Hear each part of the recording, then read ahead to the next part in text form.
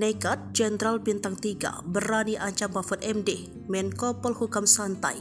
Saya Bintang 9. Jabatan Mahfud MD sebagai Menteri Koordinator Politik Hukum dan Keamanan memang cukup tinggi di Republik Indonesia. Dengan jabatan sebagai Menko Polhukam, Mahfud MD mengkoordinasikan beberapa kementerian strategis di bidang-bidang tersebut. Namun nyatanya jabatan Mahfud MD itu tak membuatnya kebal ancaman.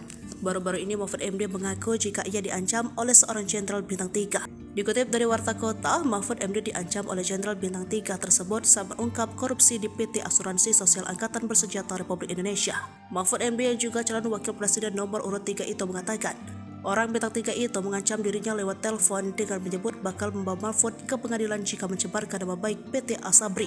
Sambil berseloroh, Mahfud menyebut orang itu cukup berani melawan seorang Menko Polhukam. Meski bukan tentara, Mahfud mengaku tidak takut menyerang Bintang 9. Bintang 9 ini identik dengan organisasi Nahdlatul Ulama. Mahfud pun tidak gentar untuk mengusut kasus korupsi di Asabri dan akhirnya si Bintang 3 itu divonis bersalah dan harus mendekam di penjara. Mahfud tidak mengungkapkan identitas Bintang 3 yang mengancam dirinya. Namun diketahui bahwa ada satu pensiunan Jenderal Bintang 3 yang divonis bersalah dalam kasus Asabri yaitu Legend Sony Wijaya yang menjabat sebagai Direktur Utama PT Asabri periode Maret 2016 Juli 2020. Menurut dia, kasus Asabri adalah salah satunya kasus yang dapat dituntaskan berkat perintahnya ke aparat penegak hukum untuk menyelesaikan kasus tersebut.